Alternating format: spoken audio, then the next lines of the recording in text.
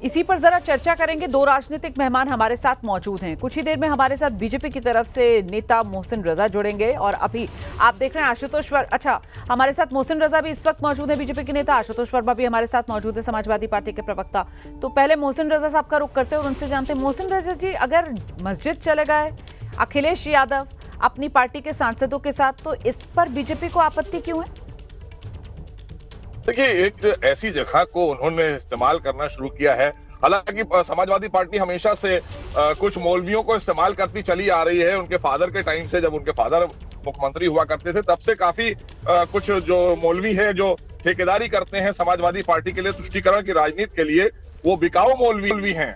वही लोग उन्हें मस्जिद में लेकर गए हैं और वहां बैठकर पंचायत करा रहे हैं। ये कोई सदन नहीं है, कोई समाजवादी पार्टी का दफ्तर नहीं है, ये मस्जिद है, अल्लाह का घर है। वहां पर बैठकर अगर आप राजनीति की रणनीति तय करेंगे तो इसका मतलब है कि आपने अब तो अल्लाह के घर को भी नहीं छोड़ा और मुल्ला तो वैसे ही आपके साथ में बिका हुआ है। तो कुछ मुल्ला उनके साथ बिके हुए हैं हमेशा से। तो ऐसे बिकाऊ लोगों को हमारा मुस्लिम समाज भी पहचानने लगा है। डॉक्टर साहब बैठे हैं, बहुत ये आस्था का सम्मान नहीं हो सकता है क्या मोहसिन रजा? ये आस्था का सम्मान अखिलेश यादव नहीं कर सकते? देखिए, ऐसा आपको क्यों लगता है? आपने अच्छा सवाल किया। आपने आस्था का सम्मान जहां करना चाहिए था, वहां पर अपमान करने का काम समाजवादी पार्टी ने किया। आस्था के लिए लोग जा रहे थे श्रद्धालु अगर अयोध्या, तो उन पर गोली चलवाने का काम समाजवादी पार्टी की सरकार के दौरान हुआ। कार सेवक मारे गए, वहां आस्था नहीं देखी जाएगी।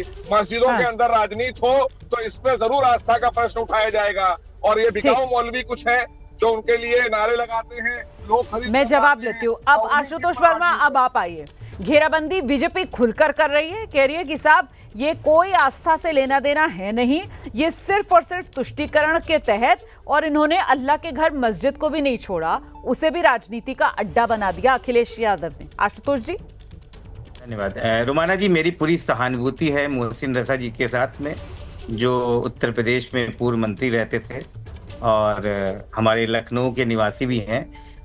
पूरी की पूरी भारतीय जनता पार्टी इस समय एक एजेंडे पर है कि जो देश में राजनीतिक हालात हैं उससे डाइवर्जेंट पॉलिटिक्स कैसे की जाए, कैसे सदन के पहले दिन, सत्र शुरू होने के पहले दिन देश के उपराष्ट्रपति ने अचानक इस्तीफा दे दिया, उस पर बात ना हो, क्योंकि किसी भी देश की राजनीति का बहुत बड़ा टर्निंग पॉइंट होता है। कैसे पूरे बिहार में स्पेशल इंटेंसिव रिवीजन हो रहा है, उस पर बात ना हो। कैसे ऑपरेशन सिंदूर की जब बात करनी हो तो प्रधानमंत्री विदेश भाग जाते हैं, और किस प्रकार से लगातार ट्रंप ये बताता जा रहा है कि उसने पाकिस्तान हिंदुस्तान के बीच में संधि वार्ता उसने करवाई है। इन सब जवाबों से भागने के लिए अखिलेश यादव के पीछे कैमरा लेके भारतीय जनता पार्टी घूम रही है। अखिलेश यादव जी कभी पहली बार मस्जिद नहीं गए, और पूरी की पूरी भारतीय जनता पार्टी हर समय मंदिर में बैठी रहती है। वो हमको ज्ञान दिलवा रही है, वो मोहसिन आशुतोष जी, आपने इतने मुद्दे गिना दिए, आपने इतने मुद्दे गिना दिए। अब इन मुद्दों पर अगर जवाब लेना था तो फिर जवाब तो संसद के अंदर सरकार की घेराबंदी करके लेंगे ना आप लोग। मस्जिद में जाकर थोड़ी अखिलेश यादव लेंगे।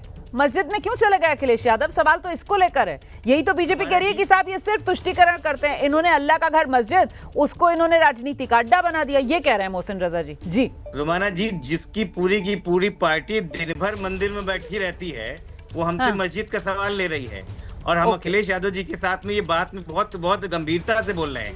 हमें मंदिर जाने में परहेज नहीं है, मस्जिद जाने में परहेज नहीं है, गुरुद्वारा जाने में परहेज नहीं है, चर्च जाने में परहेज नहीं है। आइए आप भी मस्जिद में बैठिए, किसने मना किया आपको? लेकिन आपकी राजनीति सिद्ध नहीं होती, क्योंकि धर्म आपका हथियार हो गया है। इस देश को, युवाओं को कब तक आप मूर्ख बनाते रहेंगे धर्म के नाम पे? आज देश जिस राजनीतिक संकट में गुजर रहा है उसमें जवाबदेही नहीं दे पा रहे हैं। भारतीय जनता पार्टी का एक भी व्यक्ति, उसके मुंह से जवाब नहीं निकल रहा है कि हमारे देश के उपराष्ट्रपति ने पहले दिन क्यों इस्तीफा दे दिया। ठीक है, मैं जवाब ले रही हूं। मोहसिन रजा साहब, आपने सुना, समाजवादी पार्टी की तरफ से कहा जा रहा है कि साहब बीजेपी जो है वो असली सवालों का जवाब देने से बचना चाहती है, इसी वजह से जानबूझकर बाल की खाल निकालने वाली राजनीति पर बीजेपी उतारू हो गई है। ये कोई बड़ी बात नहीं है। अखिलेश यादव पहले भी मस्जिद जा चुके हैं, मस्जिद जाने में किसी को कोई आपत्ति होनी नहीं चाहिए, और वो अपने सभी सांसदों के साथ गए। उस पर डिंपल यादव भी नजर आ रही हैं, डिंपल यादव साड़ी बांधे हुए हैं, वो भी वहां मस्जिद में बैठी हुई हैं। और मस्जिद में जाने में मोहसिन रजा साहब, आप भी जानते हैं कोई पाबंदी तो है नहीं, चले गए मस्जिद देखने के लिए गए, वहां जाकर बैठ गए, इसमें क्या हो गया मोहसिन रजा जी? देखिए रुमाना जी, बिल्कुल आपने सही बात कही और आप बहुत अच्छे से समझ भी रही हैं बात को। समय क्या है और किस लिए गए हैं, वहां मीटिंग किस बात की हो रही है, सारे राजनेता मौजूद हैं और अल्लाह के घर में रणनीति तय हो रही है राजनीति की। जहां पर रणनीति तय होना चाहिए मोहब्बत, इंसानियत और भाईचारे की, वहां तुष्टीकरण और नफरत की राजनीति तय की जा रही है एक चंद मौलवियों के साथ बैठकर। और डॉक्टर साहब हमारे बहुत प्रिय हैं, मैं इनका बहुत सम्मान करता हूं, बहुत ही प्रिय हैं।